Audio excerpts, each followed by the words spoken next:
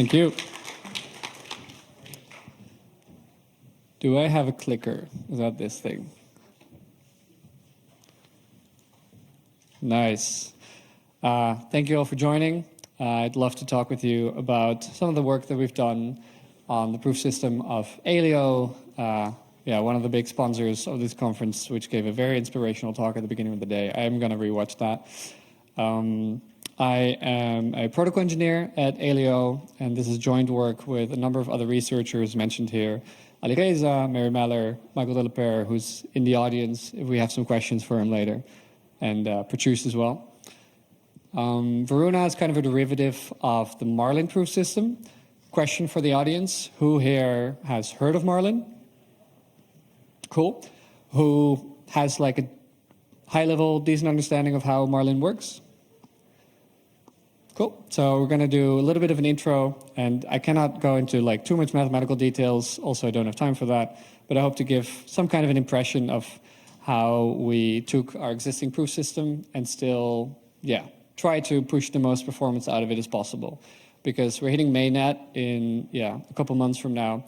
So there's no room anymore to re-architect everything. But we have certain design criteria for what we want our proof system to do. We want very fast verification, very small proof size, and let's see how we get those properties. In the end, I'll also talk briefly about different constraint systems and how we can kind of express all the constraints that we want, also within a Marlin world. So just to set the stage, what am I talking about when I'm talking about these proof systems? We've seen many variations of this. I'll do my own. We have a prover and a verifier, and the prover wants to prove knowledge of some theorem to the verifier by sending a number of messages, or if we compress them using polynomial commitment schemes, a single message at the end. What are the building blocks that these proofs are made of? In our setting, specifically an interactive oracle proof and a polynomial commitment scheme. So the interactive oracle proof allows us to represent a constraint system as polynomials, as you have maybe seen 20 times now in different talks. And the polynomial commitment scheme allows us to prove that this constraint system actually holds in a non-interactive way. Now, the one thing that it did not define yet is what is this constraint system? An example that has been widely used as a constraint system is the rank 1 constraint system, where we define whatever computation you want to prove, whether it's your identity or your software program, and we're going to split that up into only addition and multiplication gates. When preparing for this talk, I was actually very curious about the history of R1CS, so I did what every good modern knowledge worker does. I went to ChatGPT and I asked, when was the first time when we started using R1CS? If anybody has a good answer to this, I'd be very curious to hear it. ChatGPT pointed me towards a paper from 2008 by Groth and Sahai, where they used quadratic relations between polynomials for the first time. And this is a very similar structure to R1CS. But anyway, we're using it now all over the place. And it's an NP complete language, so it can express a wide variety of statements. What does this R1CS thing actually look like? Well, there's 3 matrices, A, B, and C of dimension R times C, which is my personal notation of saying we have a number of rows and we have a number of columns.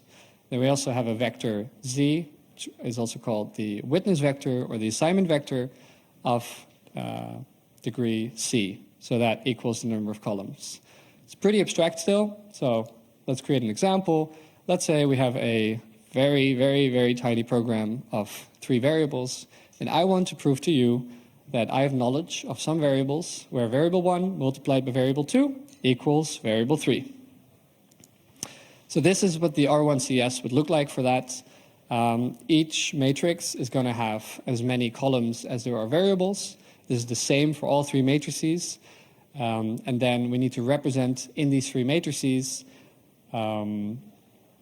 which variables we're going to choose. So for the A matrix, we're going to choose variable 1 once, for the B matrix, variable 2 once, and for the C matrix, variable 3 once.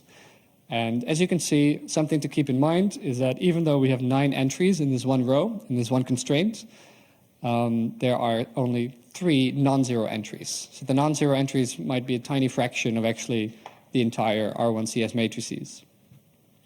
One more definition to also keep in mind, I'm going to talk about assigned matrices later, and that happens when we kind of multiply the witness vector Z, or sometimes it's also called W, with these R1CS matrices. So if I say I'm going to actually instantiate these variables with real values, so 2 times 3 equals 6, for example, then we would essentially get 3 vectors of 2, 0, 0, 0, 3, 0, and 0, 0, 6. And if we want to prove more constraints, or we're going to have a giant ZKVM at some point, then obviously we can keep adding more rows, add more variables to prove. So the proof system, Marlin, the one that I'm talking about, specifically cares about optimizing, having a constant verifier time, extremely fast, constant proof size, very small, and a universal setup. So in order to get these benefits, we only had to do a setup once, a number of years ago. Alio has been around for 4 years now. I think the setup happened 1 or 2 years ago, if I'm correct. And we can keep using this for a large number of circuits and computations going forward. Now, many of the other proof systems that were presented today and that you read about have very awesome properties that maybe excel at some other dimensions, but often they're going to have a trade-off with some of the 3 that I care about here. So yeah, just take that into account. In the end, I think many people agree there's not going to be one zkSNARK to rule them all, but for our setting, this really works. And why do we want these 3 properties? Because we have a blockchain, and the idea when Alio was designed 4 years ago, based on the work of zkSI, Zero Knowledge Execution, was to build a very scalable, very private blockchain that makes the most use of zero knowledge proofs. So instead of actually sending transactions through the network, everybody only sends proofs of transactions. And we want the state of the blockchain to just grow as slowly as possible. And for all the nodes in the network to be able to verify all the proofs extremely fast as well. Maybe one more criteria that we also really care about is simplicity and production readiness. So there are certain custom proof systems that might be able to achieve these criteria, but maybe also introduce extra complexity. So this is why I do think that the work from Lasso and Jolt is very exciting, that maybe it will be able to standardize a lot of the lower level stuff, including a lot of the higher level stuff, and we only have to do a lot of work interpreting the middle layer. So as a polynomial commitment scheme, we use KZG, and we use specifically univariate KZG, because this is the one with the best proof size and verifier time. And the interactive oracle proof is kind of the main innovation that was introduced in the Marlin paper. If you want to go more into detail, I can highly recommend these papers. I'll give you a high-level rundown of the strategy which we're pursuing. There's going to be 3 steps. First step, let's assume that the prover, let's assume that the verifier, that we have 3 polynomials, ZA, ZB, and ZC, and that these represent the assigned matrices. So that's what I mentioned before. That was if we want to do the computation 2 times 3 equals 6, then the first polynomial on some subgroup in a univariate domain is going to evaluate to 2, 0, 0. The second polynomial, ZB, is going to evaluate to 0, 3, 0. And the third one is going to evaluate to 0, 0, 6 on this small domain. If we assume that we have access to these polynomials, we can very efficiently check that this indeed equals to 0 on some domain by giving to the verifier something called a quotient polynomial.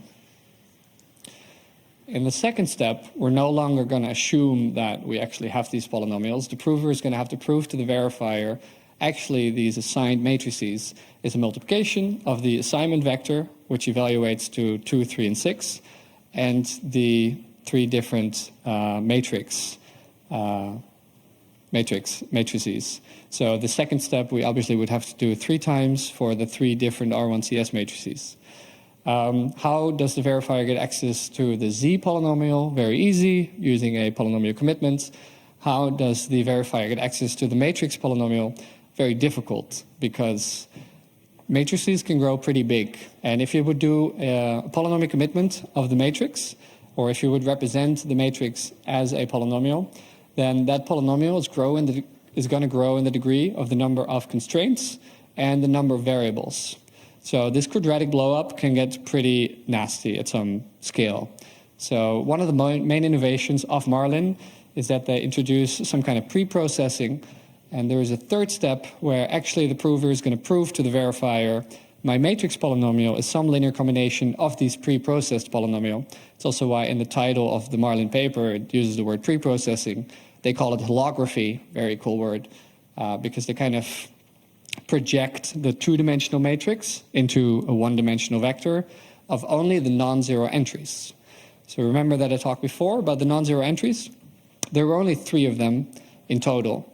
So actually, instead of representing the 3 matrices as 3 giant polynomials, we're going to end up with 9 degree 1 polynomials. So yeah, it's asymptotically a lot better, and this is also what we use in production. So we first have to make some kind of proving keys. We represent the polynomials. We represent these matrices in a more succinct way, and using that extra pre-processed information, the verifier is going to have a much better time verifying everything, and the prover is going to have a better time proving everything.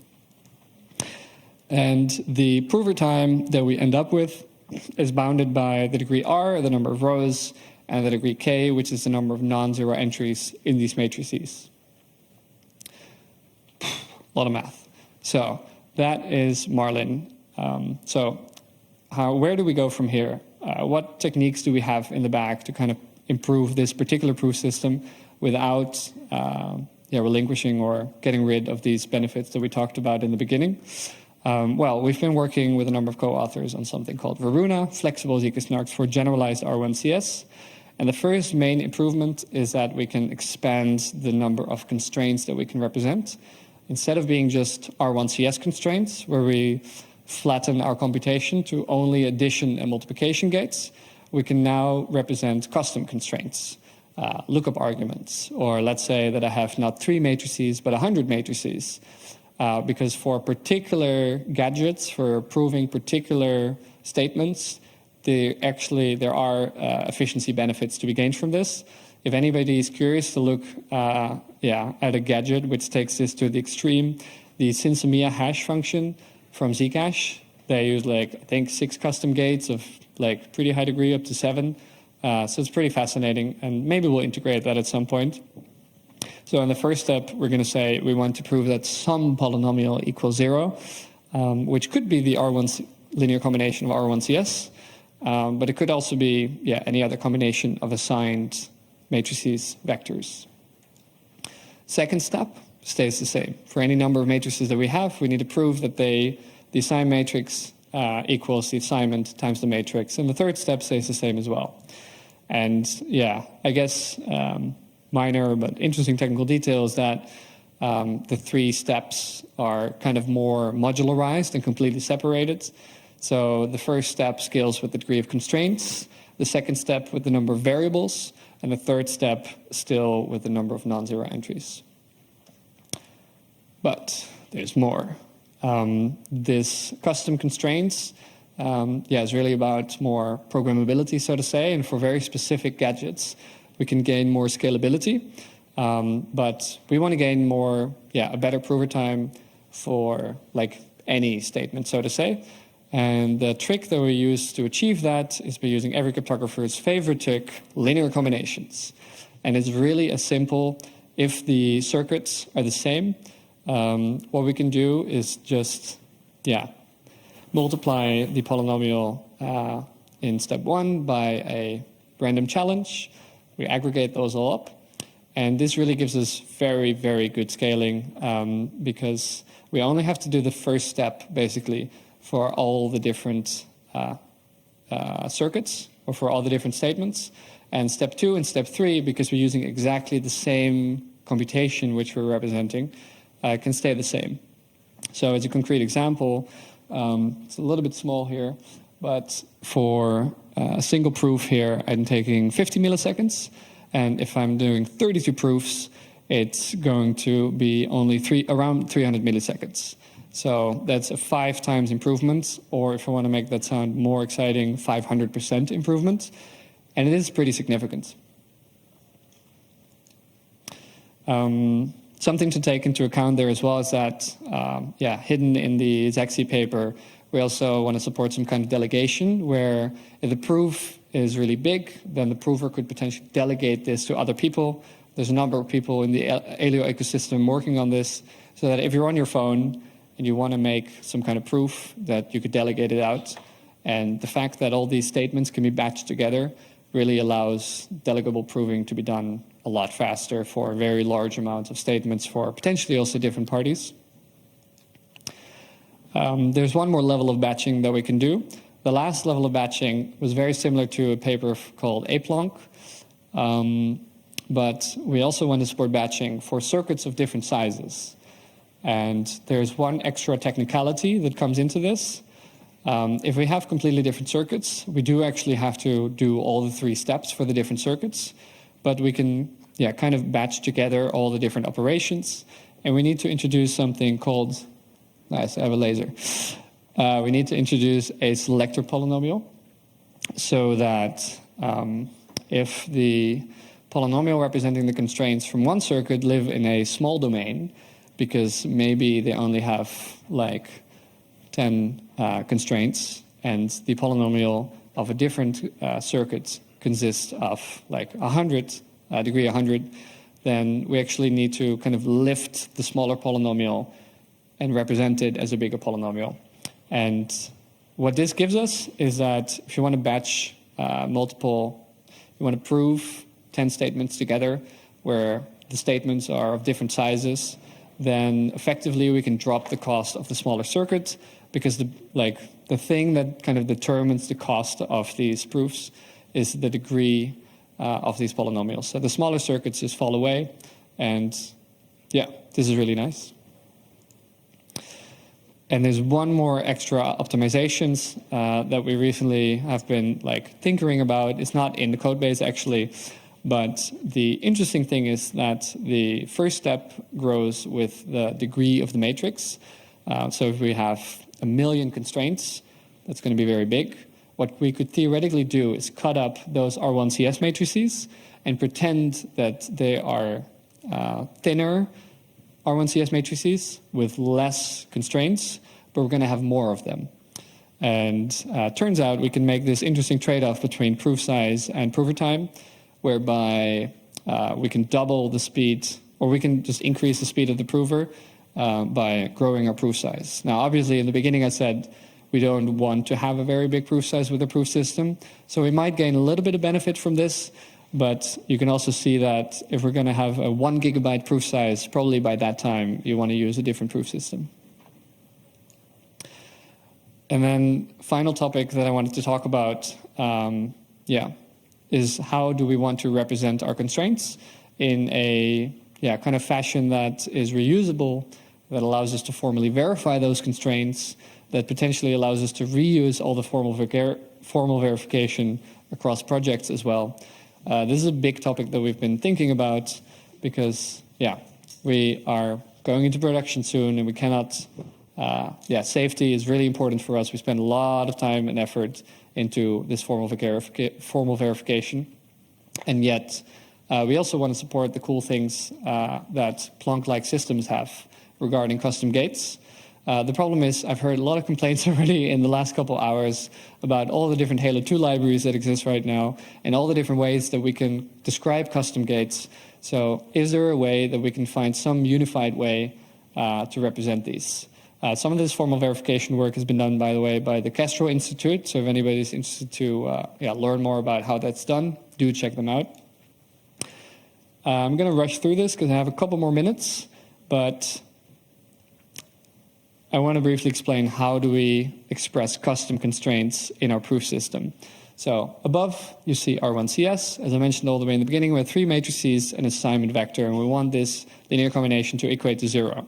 A popular construction or formula that was, I think, came out this year, end of last year, is customizable constraint systems, where basically they say, instead of doing 3 matrices, let's have as many matrices as we want, and we want some linear combination between these matrices to equal to 0.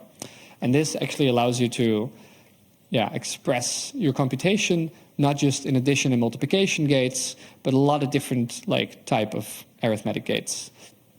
We have a different construction, which we call generalized R1CS, which is extremely similar because mathematically it's actually the same. And we also have a larger number of matrices, and we want to have some local predicate that equals to 0, or that holds over these matrices. Now you might wonder why a different name and why a different construction, because we've already been tinkering on this for a while before zkSNARKs came out, and I think it's actually a very logical name because it pays homage to the fact that the lowest common denominator, or the primitives that we use, are still R1CS matrices. We still have these sets of constraints, kind of. We can just combine them in different ways to gain more expressivity. Instead of using all these little indices, we can also discard them just for simplicity for now and say we're going to iterate over sets of matrices, and then, looks a little bit cleaner. So I'll very briefly mention how these two kind of notations compare, and I'd be very excited to discuss with anyone afterwards on what the right notations are. What could basically help us gain the best insight into making these systems. So R1CS, for example, is very simple in both. For zkSNARKs, we describe these A, B, and C matrices and how they relate to each other, A, B, minus C. In generalized R1CS, we would separately indicate, okay, we have a certain vector of matrices, assigned witness matrices, the first one, second one, and the third one. And then we have some local predicate that we want to hold, AB minus C equals 0. So far, so good. What happens if we want to have express two different constraints? Then zkSNARKs becomes a little bit hairy, actually, because these matrices suddenly have to be subdivided into other matrices. But it kind of works. And in our scenario, I think it's a little bit cleaner notation because we say, okay, we have 4 matrices, and we want some local predicate to hold over the first 3, and another local predicate to hold over the 4th matrix. For example, this one does AB minus C equals 0, R1CS, plus D squared equals 0 for some other matrix. The biggest difference is perhaps when we add lookups into the equation, literally, because zkSNARKs does not directly support it. In the appendix of the paper, they say, actually, if you want to have lookups, go into zkSNARKs plus. And for some set of the witness vector, we want to guarantee that these these entries are in a table. So we're kind of expanding the definition there, and it means that we cannot use zkSNARKs in a black box way, whereas within our definition, we can, because if we say we want some assigned matrix to be included in a table, we again just indicate that there is one matrix and that this local predicate holds for that particular matrix. So this little a here is our assigned matrix, and the rest is basically the logarithmic derivative-based lookup argument from Habok. So I think that covered, not everything, but a good part of the construction that we built.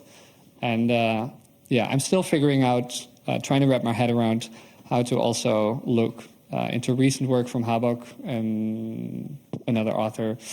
How would you express GKR-based subcomponents into these customizable constraints? How do you translate from multilinear to univariate polynomials? There is a mapping, but can you maybe express that in a clean way?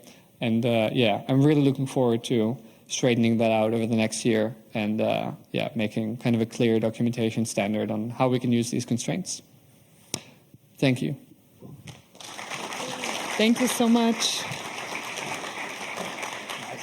And we have a few minutes for questions. Does anyone have questions?